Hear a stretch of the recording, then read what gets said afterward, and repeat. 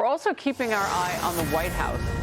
Press Secretary Caroline Leavitt is set to brief within the hour as President Trump sends top border enforcer Tom Homan to Minnesota to further manage ICE operations there. First, though, new information uncovered by Fox, revealing a complex network of far-left agitators who track and disrupt immigration operations across Minnesota. A review of encrypted group chats has revealed how quickly protesters are mobilized, including the street corner of this weekend's deadly law enforcement-involved shooting. This is Outnumbered. I'm Harris Faulkner, here with my co-host Kayleigh McEnany. Also joining us today, Tomi Lahren, co-host of the Big Weekend Show. They were working hard this weekend, too. Good stuff to watch. Keep you up to date. Host of Tomi Lahren is Fearless as well on Outkick. And Kennedy, host of the Kennedy Saves the World podcast. Paul Murrow is here, attorney, retired NYPD inspector and contributor and host of the weekly Rap Sheet on Fox Nation. So a lot to get to today. New Fox Digital reporting pulling back the curtain now on a highly organized network working to track and disrupt federal immigration operations across the state of Minnesota. Let's take a look. On the left, a database of license plates activists tied to ICE in the hours before 37-year-old Alex Preddy was killed over the weekend. And on the right side of your screen, signal chats with mobilization orders to the site of the shooting. Fox Digital is reporting that within minutes of those alerts, far-left activists flooded the area, like right on time, and supplies were staged on the sidewalks immediately. Within hours, those protesters spread from Minneapolis to New York and Los Angeles. Well, no one ever wants to hear me say command and control, so how is this getting done so simultaneously? Vice President J.D. Vance alluded to the coordination over the weekend, calling out, quote, engineered chaos that he says is unique to Minneapolis. And just moments ago, President Trump weighed in on Truth Social, says he's spoken directly to the Minnesota governor, Tim Walz, and will be sending Tom Homan to track down any and all criminals they have in their possession.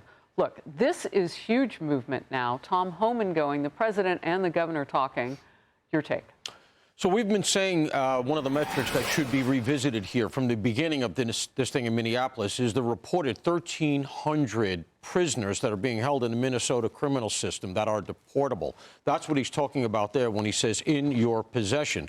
And I think it's actually a smart move because in terms of the optics of this thing, what you'll have here is Minnesota officials fighting for criminals, likely felons, because they're in the prison system, the state prison system, who are deportable, de facto deportable, and essentially they're going to be saying, no, we won't hand them over. They are in the control of the Minnesota government, and they won't hand them over. The optic of that is terrible, the possible recourse for the federal government, and this, again, will be a terrible optic, so it's gamesmanship here, is that the federal government would have to go to court and get either writs of habeas corpus to demand you produce the body, and if you don't, you are in violation. You could then have Walz hauled into court for contempt, or you could say, we got an arrest warrant, hand that body over. And once again, if Walz or Fry, if they're in the city jail, says, we're not going to cooperate, and you've served them, they can go to jail for contempt. That's the lever that's left here. But realistically, this is where they should, come to their senses and just say, look, some cooperation here works for everybody. We got hardened felons in prison. Why are you paying for just for the sake of the Minnesota taxpayers, if nothing else? Why are we paying for the care and feeding of people that are going to do 20 years in jail for something horrific when we can launch them to the far side of the moon? Look, real quickly before we go around the couch, a quick follow-up, because I've wondered all along why they didn't just do that. I suspect some of those people, though, are not behind bars, like what former President Obama had. He could go into the jails, to the prisons, and get people who were deportable, and it wasn't this scene. But some of those people are out in communities, which is why you see ICE out in communities trying to pick them up. And that's where the rub here is as well. And I think that's one of the things that Donald Trump would like Homan to get his arms around here, how the operations are being run, because very clearly you're up against a very organized, funded, and adversarial group with ICE Watch. It's spreading nationwide. And here's the thing I think they're really going to be digging into. According to the reporting, there may potentially be some government officials in Minnesota involved in this thing, and that would explain why the federal government is so reticent to tell the locals we're going to be doing an operation over here, because by doing that, you're telling the activists. Exactly. Right. Tomi, I saw you nodding to that. Yeah, well, I agree, obviously, wholeheartedly with what Paul said. And he was on with us, the big weekend show, breaking all this down as it was happening. I think the administration wants to get back control of the narrative, and they need to. We have Bill Melugin reporting that there are some folks in DHS that are a little bit unhappy with the messaging, and understandably so. I think that's why Tom Homan is going, because he is a career professional in this. He's done it all. Right. He's seen it all. He's been in Border Patrol. He's been in law enforcement. He's been acting director of ICE. He knows this. He's also worked under multiple administrations, so he knows what cooperation looks like under different administrations. So I think he's the perfect person to tone down the temperature. But I think we all need to remember here that we have immigration enforcement going on in all the states around the country. But you see the chaos in places like Minnesota and Minneapolis that actually have relatively few illegal immigrants comparative to Florida, Texas, elsewhere. But you see the mayhem there because you don't have the cooperation. That's the narrative I would like to see the administration get back hold of. When you have cooperation, you don't have people on the streets putting their lives and their bodies on the line, and you can get out these deportable people, and you can restore order, keep everybody safe. You know, the examples you gave were red states, the states who are predominantly, led by Republicans. But DHS is running enforcement operations in blue areas like Boston, Portland, and Houston, and we're not seeing this kind of chaos and violence. And that's directly from the Wall Street Journal reporting and others on this Monday. Kennedy. Well, the Wall Street Journal has also, I think they've done a very good job analyzing the shooting and also, putting the blame where it needs to go. It's not just with Tim Walz and his incompetency. Here is a governor that has been fomenting this kind of radical dissent. And still over the weekend. Yes, and he's the one who's saying, take your phone out. And unfortunately, that's what got this guy killed, was his phone, and they're listening to that. But it's also the administration. And as we know, as we've talked about, there's been a civil war within the administration between people like Tom Homan, who want to keep immigration an 80-20 issue, and who want to go into these cities and take out the most hardened criminals, the child rapists, the murderers, the ones who are already in the system, who shouldn't be shielded by someone like Tim Walz, who's desperate to change the narrative. People were promised. And then you have people like Kristi Noem and Stephen Miller, who want to make this an 80-20 issue, and that they want to deport 80% of the people who are in this country illegally.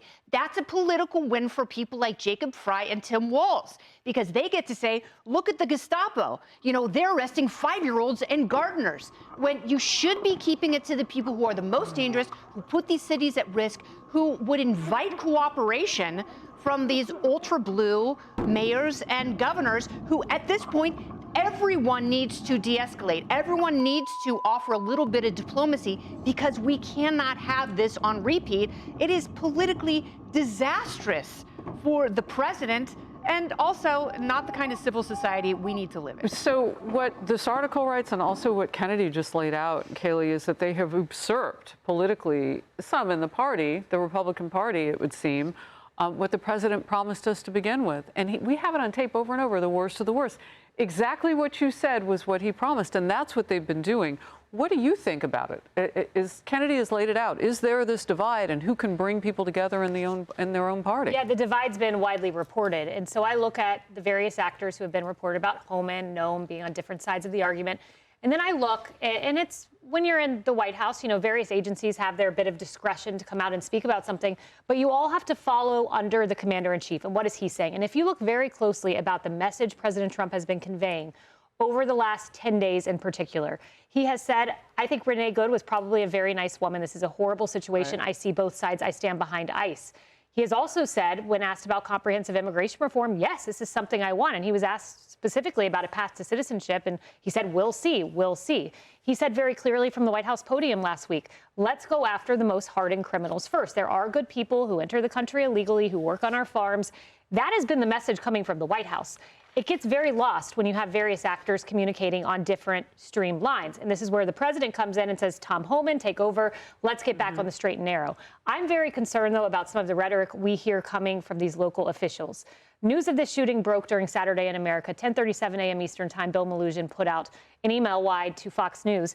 And it was 11:03 a.m. So think about this. We're just learning about this shooting. Tim Walz notes that the White House reached out to him. So the first move of the White House was, let's get in touch with the governor to try to calm the tensions. The first communication from Tim Walz was that this was a horrific shooting by federal agents this morning. Minnesota has had it. This is sickening. The president must end this operation. This is the line, the first line from Tim Walz. Pull the thousands of violent, untrained officers out of Minnesota now. It is the protesters, of course, have a right to protest. You have a First Amendment right. You don't have a right to interfere in an ICE or a Border Patrol operation.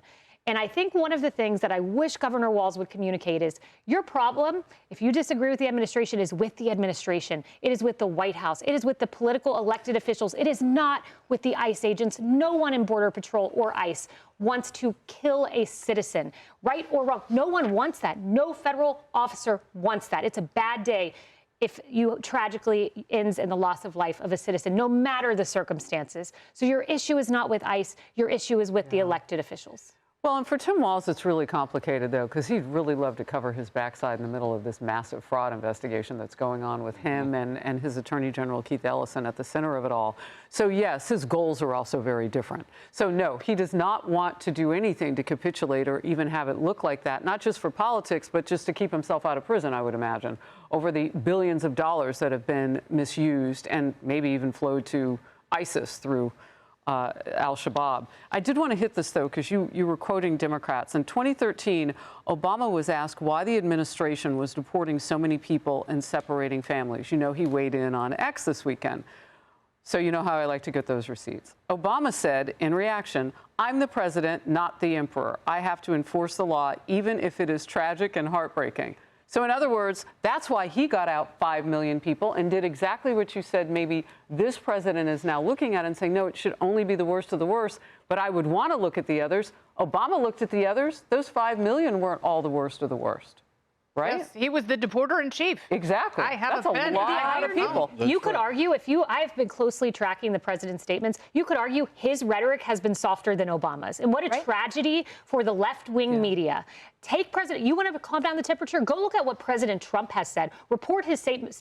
Do CNN alerts, MSN Now, whatever they call themselves. Do alerts on his statements, but they don't want to because calming the temperature is not what the left-wing press wants. An adept thing to do here would be to use their own language against them. And I'm talking about Walz and Frey because they're complaining about lack of cooperation, right? So Holman hits the ground there. One of the things I would do in writing, in an email, is I would say, okay, we're going to run an operation on this block at this time. We're going after this very bad guy. And then see if Minneapolis PD shows up to secure the scene. Because they probably will run the other way. There's going to be nobody to help them. You say, hey, we tried to cooperate. And you know the protesters are going because they got a healthy public They'll be there instantaneously. So then it's going to be very clear. We used to do this in the intel world. You put it out to somebody that you know you can't trust, see what comes out the other side. And what's going to happen is no cops will show up, but all of ICE Watch will be there, and there's your narrative. What is the law? How does the law look at the people who are coordinating in other cities and Minneapolis and all of that? I mean, is that conspiracy? Like, what is that? You got to see how far it goes relative to an overt act that is illegal. If you get the meeting of the minds and an overt act, then you could get conspiracy. A lower bar is aiding and abetting. No. Well. So, you know, I'm sure they're looking at all of this relative. That's why they're serving the subpoenas. All right, we all jumped in. Anybody have a final thought? I would just like to say, in regards to this horrific tragedy, this shooting, from everything we've heard from Commander Greg Bovino and others, they were going after one of those people that could be classified as the worst of the worst when the agitators decided that they were going to play vigilante justice and jump in the middle. So you can't have people. It is never going to end well if you put your body in the middle of a law enforcement operation, whether it's state, local, federal, it doesn't matter. What Tim Walz, Jacob Frey, they need to do to protect their own constituents, including these protesters, is tell them, first of all, it's freezing cold outside. Go home and be with your family. And two, never put yourself in that situation because it's not going to end well. That's what I wish they would say. Kennedy? I think we're living in very odd times when progressives and the NRA are aligned. I'm Steve Doocy. I'm Brian Kilmeade. And I'm Ainsley Earhart. And click here to subscribe to the Fox News YouTube page to catch our hottest interviews and most compelling analysis.